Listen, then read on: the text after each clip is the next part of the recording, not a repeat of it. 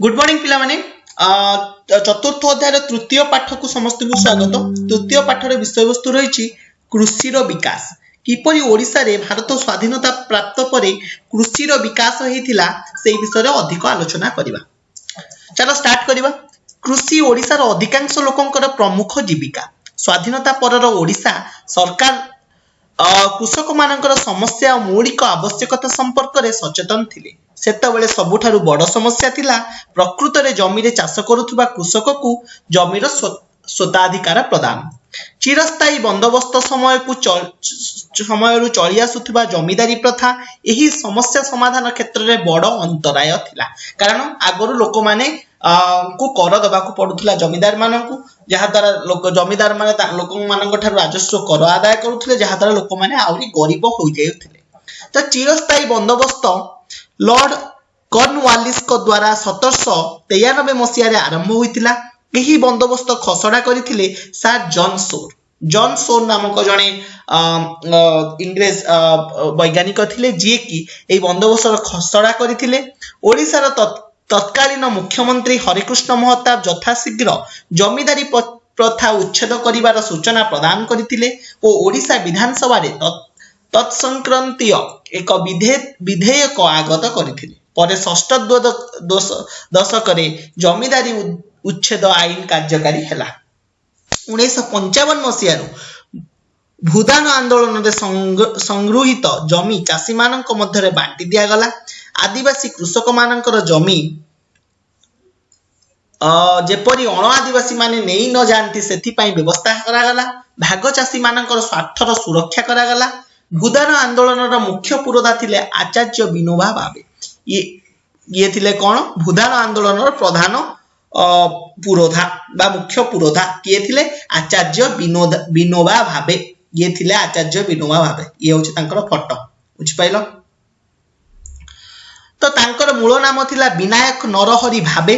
तांकू श्रद्धारे डका होतला आचार्य विनोबा भावे। विनायक नरहरि भावे एटा एक mark question परीक्षा रे आसीबो, बुझिलो? वर्तमान कृषक मानकू आर्थिक सहायता जोगाई देबा पाई और सेमानकू ग्राम महाजनक लोलुप दृष्टि रक्षा करिबा पाई विभिन्न पदक्षेप निया गला। 1947 मसीहार एक आईन बल रे ग्राम महाजनक एकचाटिया अर्थ कारोबार को नियंत्रण करा गला। 1948 रे गोटी श्रमिक प्रथा उच्छेद करा गला। गोटी श्रमिक प्रथा उच्छेद करा गला। 1976 मसीह गोती प्रथा उच्छेद आईन बल रे गोती प्रथा संपूर्ण भाव में उठाई दिया गला। केते मसीह रे? 1976 मसीह। एक माने के क्वेश्चन परीक्षा रे पड़िबो कोटा को उच्छेद करा गला? गोती प्रथा को, बुझि पाइलो? कृषक मानकू चाष कार्य आरंभ समय रे स्वल्प सुध हार रे ऋण जोगाई देबा पाई समवाय संस्था मान गठन करा गला।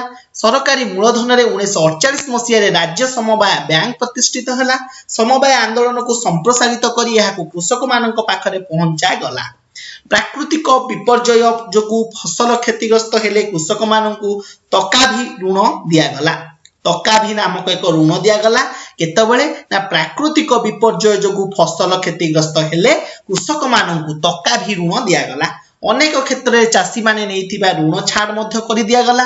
सरकार अधिक खाद्य शस्य उत्पादन कर नामक एक योजना रे पतित जमी को चाषोपयोगी कराइले। पतित जोगी माने जो पतित जमी माने कौन? गोचर जमी। सरकार को नियम अनुसार किंबा को योजना हिसाब रे ना अधिक खाद्य शस्य उत्पादन कर नामक एक योजना रे पतित जमी को चाषोपयोगी कले। जलसेचन पाई पोखरी खोलाइले। पुराना पोती होई पड़िथिबा पोखरीर पुनरुद्धार कले। नुआ जलाशय खनन कले। कृषक मानक पाई हल लंगल और बलद किनी नेले।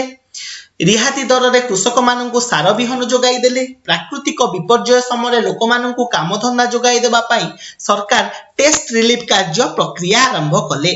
टेस्ट रिलीफ कौन पाई? ना प्राकृतिक विपर्यय समय लोक मानकू कामधंदा जोगाई देबा पाई, बुझि पाइलो?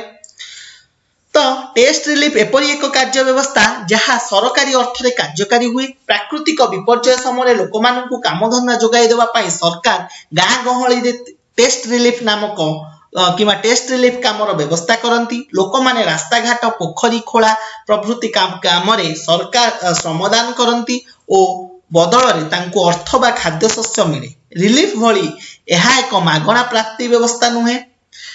वर्तमान कृषि शिक्षा और गवेषणा पई ओडिशा सरकार एक कृषि महाविद्यालय और परे एक विश्वविद्यालय प्रतिष्ठा करथिले।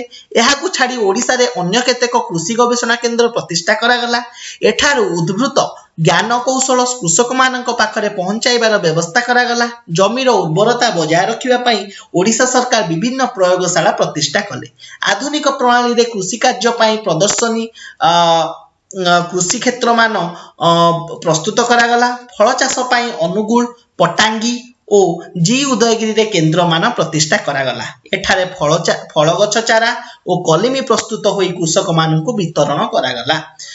बन्या दाउरु फसल को रक्षा करिया पई लुणी और नदीबंध मान तैयारी करागला। बुझी पाइलो। तो आज एतिकी नेक्स्ट क्लास रे आमे जलसेचन और बन्या नियंत्रण किपरि ओडिसा रे सफल होइतिला से विषय रे अधिक आलोचना करिवा। धन्यवाद।